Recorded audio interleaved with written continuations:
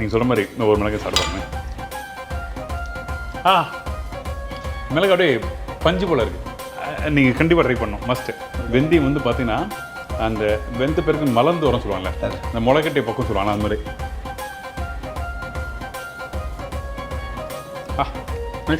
வணக்கம், நான் தான் உங்கள் Shabdina. Welcome back to Shabdina's kitchen. இன்றைக்கி நம்ம எந்த ஊரில் கும்பகோணத்தில் இருக்கோம். கும்பகோணத்தில் வந்து நம்ம எங்கே ரெசிவ் பண்ண போகிறோம் பார்த்தீங்கன்னா ஸ்ரீ விநாயகா கேட்டரிங் மிஸ்டர் சக்தி கிருஷ்ணன் சார் கிட்ட தான் கற்றுக்க போகிறோம். நம்ம வீட்டில் வந்து எப்போவுமே விரும்பி செய்கிற ஒரு குழம்பு வெந்தய குழம்பு. அந்த வெந்தய குழம்பு பார்த்திங்கன்னா எல்லாரும் வந்து ஒரே பக்கத்தில் பண்ணுவாங்க. லாஸ்ட் ஒரு 10% ஸ்லைட்லி மாறும். இன்றைக்கி நம்ம பார்க்க போகிற ரெசிபி பார்த்திங்கன்னா டோட்டலாக வேறு. அது பேர் தான் வெந்தய குழம்பு. ஆனால் அதில் பார்த்திங்கன்னா அஞ்சலப்பட்டியில் இருக்கக்கூடிய பாதி சாமான்கள் அதில் சேர்ந்துருக்கும். அதாவது இந்த வெந்தய குழம்பு சொல்லும்போது பார்த்திங்கன்னா இதில் தோரம்பருப்பு சேர்க்குறாங்க. கடுகு, சீரகம், மிளகு, வரமிளகா இது எல்லாத்தையும் ஒன்றா என்ன பண்ணுறாங்கன்னா வறுக்கிறாங்க. வறுத்து முடித்த பிறகு வந்து இதில் பருப்பும் வறுக்கிறாங்க. அந்த பருப்பெல்லாம் வறுத்து அதுக்கப்புறம் தான் ஒன்றா பாயில் பண்ணுறாங்க. இது எல்லாமே அதில் ஒரு கலவை. ஆனால் அதில் ஒரு பெரும்பகுதியான பகுதி வந்து வெந்தயம். அதனால் அது வெந்தய குழம்பு. அந்த பருப்பு வெந்த பிறகு பார்த்தீங்கன்னு சொன்னாக்கா இந்த வறுத்த பருப்புக்கும் இந்த நம்ம வேக விட்ட பருப்புக்கும் ஒரு பெரிய டிஃப்ரென்ஸ் இருக்கும். ரொம்ப ஒரு எக்ஸலண்ட்டான ரெசிபி. வாங்கலாம்.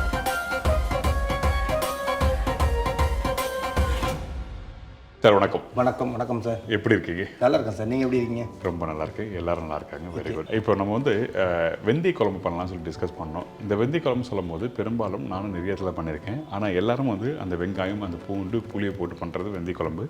அதுக்கு மேலே ஒரு மேம்பொடி போடுவாங்க. சரி. ஆனால் நீங்கள் சொன்னீங்க இந்த வெந்தய குழம்பு டோட்டலாக அந்த பக்கம் இல்லவே இல்லை. இதில் நாங்கள் தோரம்பருப்பு யூஸ் பண்ணுவோம். பெரும்பாலும் தோரம்பருப்பு யூஸ் பண்ண மாட்டாங்க வெந்தய குழம்புல. ஆனால் நீங்கள் யூஸ் பண்ண சொன்னீங்க. அது என்ன பக்குவம், என்ன ஸ்பெஷல், ஏன் இதில் வேறு என்ன சேர்க்குறோம், வேறு என்ன சேர்க்கலை? எனக்கு தெரிஞ்ச டவுட் எல்லாத்தையும் கேட்டுருங்க. அவர் பிடிச்சிக்கலாம். சரியாக சொல்ல போனால் வீட்டில் ஒரு காய்கறி இல்லை, ஒரு நல்ல ரெசிபி வேணும் அப்படின்னு நினைக்கும் போது இந்த இது வந்து ரொம்ப கை கொடுக்கும். ரொம்ப எக்ஸ்பெஷலி இதில் இன்னொரு விஷயம் என்னென்னு கேட்டிங்கன்னா சார், வீட்டில் உடல்நிலை சரியில்லாதவங்களுக்கு வயிறு கோளாறு இருக்கிறவங்களுக்கு இந்த வெந்தய குழம்பு வந்து எந்த வகையிலையும் தொந்தரவு பண்ணாமல் ஈஸியாக செரிமானமாகும். நல்ல விஷயம். இப்போ இந்த ரெசிபி தேவையான இப்போ சொல்கிறீங்களா? கண்டிப்பாக சார். ஓகே. வெந்தய குழம்பு தேவையான பொருட்கள், வறுக்கிறதுக்கு உண்டான பொருட்கள். இதுலேயும் துவரம்பருப்பு இருக்கும், அதே மாதிரி நம்ம வேக வைக்கிறதுக்கும் துவரம்பருப்பு இருக்கும். அதனால் கன்ஃபியூஷன் வேண்டாம். கடுகு 10 கிராம், கடலப்பருப்பு 30 கிராம், துவரம்பருப்பு 30 கிராம், வெள்ளை உளுத்தம்பருப்பு 30 கிராம், வெந்தயம் 30 கிராம், சீரகம் 15 கிராம், மிளகு 15 கிராம், காஞ்ச மிளகாய் 10 நம்பர், புளி 20 கிராம், துவரம்பருப்பு 200 கிராம், பெருங்காயம் 10 கிராம், சக்தி மஞ்சத்தூள் 1 டீஸ்பூன், உப்பு தேவையான அளவு, தாளிப்புக்கு நல்லெண்ணெய் 50 ml. இப்போ இந்த ரெசிபி தேவையான பொருட்கள் சொல்லிட்டீங்க. ஸோ என்னென்ன அளவு எது அதிகமாக யூஸ் பண்ண போகிறோம்னு இப்போ ஃபர்ஸ்ட் நம்ம என்ன பண்ண போகிறோம்? ஃபர்ஸ்ட் எல்லாத்தையும் வறுத்துக்கணும். இதில் தோரம்பருப்பு நம்ம வறுக்கிறோமா? வறுக்கிறதுக்கும் துவரம்பருப்பு போடுவோம், வேக வைக்கிறதுக்கும் துவரம்பருப்பு போடுவோம். ஸோ துவரம்பருப்பு 2 விதமாக யூஸ் பண்ணுறோம். அதான் சார் வந்து பயங்கரமான ஆள். என்னென்னு கேட்டிங்கன்னாக்கா கரெக்டாக பாயிண்ட் அப்படி தான் இருக்கும். இதில் ஏன் துவரம்பருப்பு வறுக்கிறோம் அப்படின்னு கேட்டிங்கன்னாக்கா இந்த வறுக்கிற துவரம்பருப்பு வந்து சரியாக மசியாக இருக்கும். அந்த பச்சையாக இருக்கிற துவரம்பருப்பு வந்து நல்லா மசிஞ்சிடும். ஸோ அதான் விஷயம். அது காரணத்துக்கு வர்றோம். சரி, ஓகே. கரெக்டாக அப்படி அப்போ ஆரம்பிச்சிடலாமா? என்ன ஃபஸ்ட்டு போடுவோம்? ஃபஸ்ட்டு கடுகு. கடுகு இது எப்படி வறுக்கும்போது வந்து நம்ம எல்லாத்தையும் ஒன்றா போட்டு வறுக்கிறோமா, தனித்தனியாக வறுக்கிறோமா, எப்படி? சேஃபர் சைடு தனித்தனியாக வறுத்துக்கிறது சேஃபர் சைடு சார். சரி, ஓகே. அப்போ ஃபஸ்ட்டு கடுகு. ஆனால் தாளிப்புலையும் போடணும். ஆமாம். இது வரைக்கும் யாரும் செய்யாத ஒரு ரெசிபியாக இருக்கும். இப்போ கடுகு நம்ம பிடிச்ச வறுத்துக்கலாம். கடுகு கருகுனாலும் அந்த டேஸ்ட் வந்து ஸ்ட்ராங்காக காட்டி கொடுத்துரும்.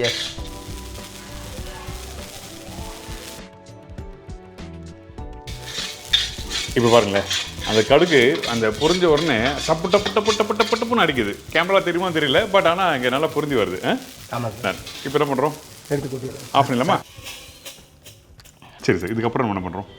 வெந்தயம் வறுக்கலாம். வெந்தயம். சரி, இந்தாங்க.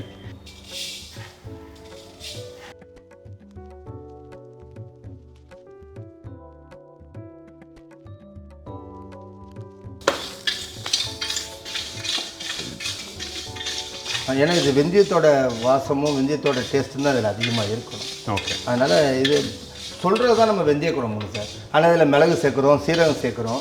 என்னென்னு பார்த்தீங்கன்னா வெந்தயத்தோட பர்சன்டேஜ் ஜாஸ்தி இதில். ஓகே. அதனால இது வெந்தய குழம்பு. புரியுது சார். இது முடிஞ்சு சார். இதை எடுத்து கொட்டிடலாம். வெந்தயம் கலர் மாறிடுச்சு.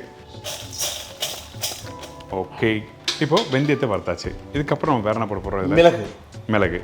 மிளகு கூட மிளகோட சீரகம். முதல்ல மிளகு போடுறோம், அது கொஞ்சம் இப்படி வெடிக்க ஆரம்பிக்கும் போது சீரகம் போட்டோம்னு சொன்னோம்னாக்கா இந்த பக்கம் ரெண்டும் ஒன்றா இருக்கும், எடுத்து போட்டிடலாம். சரி, ஓகே.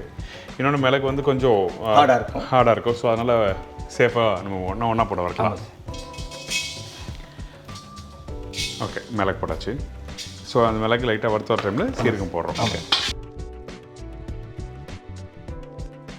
மிளகு வெடிக்க ஆரம்பிச்சிது சார். இப்போ நம்ம சீரகம் போட்டோம்னா டைம் மேட்ச் ஆகும். சரி, ஓகேடா. எனக்கு வந்து இந்த வெந்தய குழம்புல ஏன் மிளகு சீரகம் சேர்க்குறோம், என்ன காரணம், ஏன் அப்படி போடுறோம், என்ன விஷயம்? வெந்தயம் குளிர்ச்சி சார். கடுகு வந்து காரம் இருக்கும் சார், அதே நேரத்தில் வந்து அதில் ஒரு சூடு இருக்கும் சார். அதே மாதிரி மிளகு எடுத்துக்கிட்டிங்கன்னு சொன்னாக்கா காரம் இருந்தால் கூட குளிர்ச்சி சார் அது. ஓகே. சீரகம் வந்து ரத்தத்தை வந்து சுத்தி பண்ணுறது, ரத்தத்தை வந்து சீராக வச்சுக்கூட உடம்பு. சீரகம் சொன்னாலே உடம்பை நார்மலாக வச்சுக்கக்கூடிய நீட்டாக வச்சுருக்க ஒரு அப்படிங்கிறது பொருள். அதனால் இந்த சாம்பாரை பொறுத்த வரைக்கும் எல்லாமே என்னென்னு கேட்டினாக்கா உடல் ஆரோக்கியம் சம்மந்தப்பட்டது சார். இப்போ ரெடி ஆயிடுச்சா? இப்போ ரெடி ஆகிடுச்சு. எடுத்து காட்டுங்களேன். இதா? சரி, ஓகே, டன், ஃபைன். இப்போ வந்து இந்த மிளகு, சீரகம், வெந்தயம், கடுகு 4த்தையும் வறுத்தாச்சு. மேஜரான ஸ்பைசஸ் எல்லாத்தையும் வறுத்தாச்சு. அடுத்தது பருப்பு மட்டும் தான். பருப்பு மூணு பருப்பையுமே ஒன்றா போடுறோமா?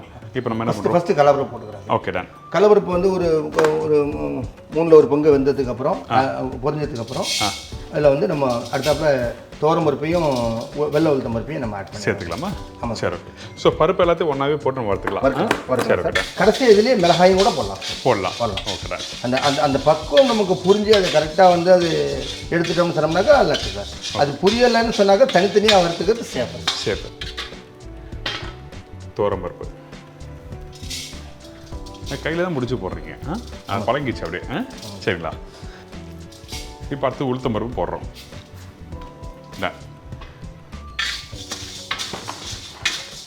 இந்த இடத்துல முக்கியமாக கவனிக்க வேண்டிய விஷயம் என்ன, அவர் சொன்ன மாதிரி வந்து எந்த பொருளை எது ஃபஸ்ட் நம்ம போட்டு வறுக்கணும், அதோட தன்மை எப்படி இருக்கும், லேட் ஆகாதா, அதில் அந்த ஈரசத்து அதிகமாக இருக்குமா இருக்காதா, இந்த மாதிரி விஷயம் தெரிஞ்சால் நம்ம ஈஸியாக இருக்கும். கடலப்பருப்பு ஆல்வேஸ் வறுக்கிறது டைம் இருக்கும். சரி, ஓகே. அப்போ எனக்கு வறுத்துட்டு காமிக்கிறீங்களா?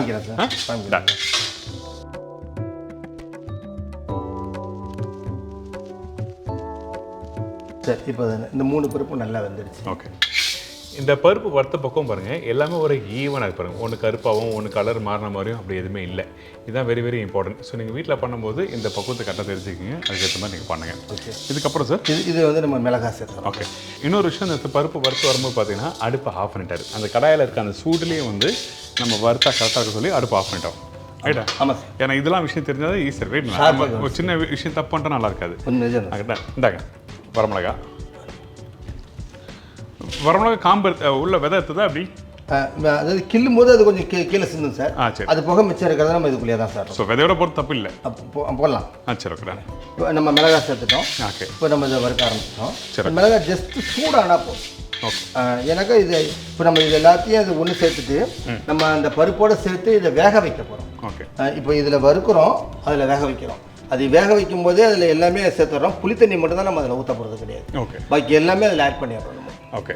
ஸோ இப்போ நம்ம இதை வறுத்து முடிச்ச பிறகு நம்ம ஏற்கனவே பருப்பு வர வச்சுருக்கோம் பாயிலிங்க்கு. ஆமாம் சார். அதாவது எத்தனை கிலோ பருப்பு? அது 1.5 கிலோ பருப்பு. 1.5 கிலோ பருப்பு. இது இந்த மசாலா வறுத்தது எல்லாத்தையும் ஒன்றா போட்டு தண்ணி ஊற்றி நல்லா வேக வச்சிடும். அவ்வளோதான். ஸோ இது மாதிரி எத்தனை விசில் விட்டால் கரெக்டாக இருக்கும் வீட்டில்? 4 விசில் வரலாம் சார். 4 விசில் தைரியமாக இருக்கலாம். 4 விசில் விட்டோம்னா சரி, ஓகே. இல்லை சார், முதல்ல வந்து மஞ்சத்தூள் போட்டு இதில் வேக வச்சிடறோம் சார். வேக வச்சுட்டு அதை இறக்கி அதில் இருக்கிற மிளகாயெல்லாம் பொறுக்கி எடுத்துடணும் சார். எடுத்துட்டு நல்லா மசிச்சு விடணும் சார். ஓ, அப்படி மசினுமா? மசிக்கும். அப்போ தான் இந்த பருப்பு வந்து ஒன்றோட ஒன்று மிக்ஸ் ஆகும். சரி, ஓகே. அதனால நல்லா மசிச்சு விட்டுட்டு, ஏன்னா இதில் 3 வகையான பருப்பு நம்ம வறுத்து போட்டிருக்கோம்ல, அந்த பருப்புலாம் முழுசாக அப்படியே இருக்கும். அது மசிச்சு விடும்போது மட்டும்தான் அதோட ஒன்றோட ஒன்று மிங்கிள் ஆகும். அந்த குக்கரில் வந்து வெந்து அதுக்குள்ளே இருக்கக்கூடிய சாரம் பூரா அந்த பருப்பில் வந்து ஷேர் ஆகிடும். அதனால வந்து டேஸ்ட் எக்ஸலண்ட்டாக இருக்கும் சார். இப்போ அந்த மஞ்சத்தூள், இந்த பருப்பு எல்லாத்தையும் நம்ம ஒன்றா போட்டு வேக வச்சிடணும். வெந்துடுச்சு. வெந்து 4 விசில் விட்டோம். 4 விசில் வந்ததுக்கு பிறகு இப்போ அது அந்த ப்ரெஷரும் குறைஞ்சிடுச்சு. ஓப்பன் பண்ணலாம். சரி, ஓப்பன் பண்ணுங்க. அந்த பருப்பு அந்த இதெல்லாம் முழுசாவே தெரியுது. பாருங்க சார். இதுக்கு அடுத்து நம்ம என்ன பண்ணுறோம்? இதுக்கு அடுத்தது வந்து இதுலேருந்து இந்த மிளகாய் எல்லாத்தையும் இப்படி பொறுக்கி எடுத்துடுறோம் சார். சரி, ஓகே. சரி, இதுலேருந்து எல்லாத்தையும் எடுத்துட்டு இதுக்கப்புறம் இதை நல்லா மசிச்சு வரும். பருப்பை நல்லா மசிச்சிட்டோம். கரண்டி அள்ளியில் மசிச்சாச்சு, மத்து கிடையாது. ஏன்னா நல்லா வெந்திருக்கும் அந்த 4 சவுண்டு விட்டதுனால. அதனால் சும்மா கரண்டியால் மசிச்சாலே போதுமானது. நல்லா கரண்டியால் மசிச்சுட்டு அந்த அந்த எடுத்து வச்சிருந்த வரமிளகாவும் போட்டாச்சு, வரமிளகாய் அதுக்குள்ளே போட்டாச்சு. இது காமிங்களா? இப்போ நல்லா ஃபுல்லாக மிக்ஸ் பண்ணியாச்சு. இது பார்த்தீங்கன்னா தெரியும். பார்த்தீங்கன்னா அந்த வெந்தயம் முழுசாக தெரியுது, கடுகு தெரியுது, அந்த மிளகு முழுசாக இருக்குது, மற்ற எல்லாமே நல்லா ஒன்றோட ஒன்று சேர்ந்துருக்கு. ஆமாம் சார். Okay done fine. இதுக்கு அடுத்த ஸ்டேஜ் தான் புளி தண்ணி ஊற்றணும்ல? ஆமாம் சார். ஊற்றிடலாமா? ஊற்றிடலாம் சார். இந்தாங்க. இதில் ஹைலைட் பார்த்தீங்கன்னா அந்த வெந்தயம் 1 2 அப்படியே முழுசாக தெரியுது அந்த ப்ரௌன் கலரில். ஆமாம் சார். இப்போ அந்த புளி ஊற்றினோடனே அந்த கலர் வந்து டார்கிஷ். ஆமாம் சரி ஓகே. இதுக்கப்புறம் பெருங்காயம்லாம் போடுறோம். பெருங்காயத்தூள் இது மட்டும் தான் சார். என்ன உப்பு இந்தாங்க. சரி ஓகே, தேவையான உப்பு போட்டுக்கிறோம். அப்புறம் பெருங்காயம்.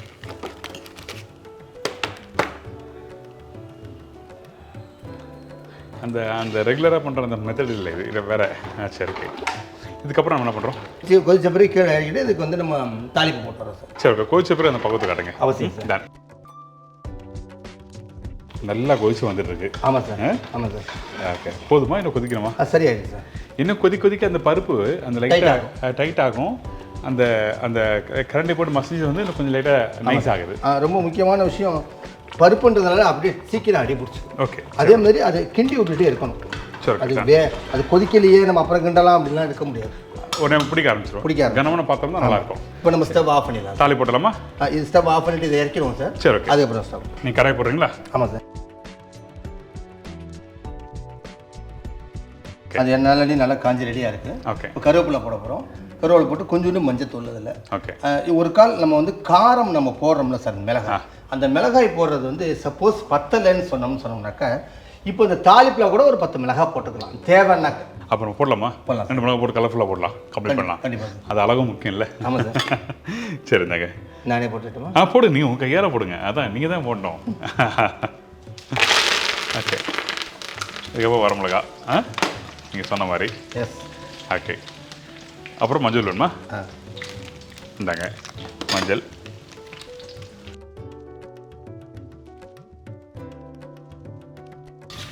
இப்போ மத்தி ஊற்றிடலாமா? ஊற்றிடலாம். அப்பா ஆவி பறக்க ஃபஸ்ட் கிளாஸ். இந்த பருப்பு வேக வச்சதை தூக்கி மிக்ஸ் பண்ணிட்டோம். ஜஸ்ட் இப்போ கொதி வருது. அடுப்பு ஆஃப் பண்ணிடுறோம். ஓகே. இனிமேல் அடுப்பு எரிய வேண்டிய தேவையில்லை. எல்லாமே ஆல்மோஸ்ட் ஃபினிஷ்டு சார். இது ஒரு புது ஸ்டைல் ஆஃப் ரெசிபி. இது கிட்டத்தட்ட வந்து அந்த சாம்பாருக்கு யூஸ் பண்ணுற அந்த பக்கம் தான் இருக்கும். ஆனால் அதில் வந்து வெங்காயம், தக்காளி, காய்கறி எல்லாம் போடுவோம். ஆனால் இதில் எதுவுமே இல்லை. காய்கறி இல்லாத அன்னைக்கு இது ஒரு அருமையான ரெசிபி. இது நீங்கள் இந்த வெந்தய குழம்பு போட்ட பிறகு நல்லெண்ணெய் போட்டுட்டா நல்லாயிருக்கும். நெய்யை விட நல்லெண்ணெய். ஏன்னா நல்லெண்ணெய் தான் இதில் தாளிப்பு பண்ணுறோம். சரி. அதே நல்லெண்ணெய் நம்ம ஆட் பண்ணும்போது ரொம்ப நல்லாயிருக்கும். கொஞ்சம் நல்லெண்ணெய் முதல்ல போட்டலாம். சரி இந்தாங்க. ஃபைன். அது மாதிரி சாத்த பசங்க. சரி ஃபஸ்ட்டு பேசிவா? ஆமாம் சார். அது எப்பவுமே ஒரு சாப்பிட சொல்லும் போது அதுக்கு ஒரு தனி ஒரு இது வச்சுருப்பாரு. கொதிக்க இருக்கு. இருந்தாலும் இந்த இடத்துல தொகுப்பு சொல்கிறேன், 1 2 பருப்பு அப்படியே முழுசாக தெரியுது. அதே டைமில் இந்த வெந்தயம் முழுசாக இருக்குல்ல, அது பல்ல போடும்போது கசப்பு தன்மை இருக்குமா? எல்லாமே வந்து நம்ம குக்கரில் கொடுக்கும்போது அதில் இருக்கிற சாரம் பூரா எல்லா வெளியே வந்துடும். ஓகே.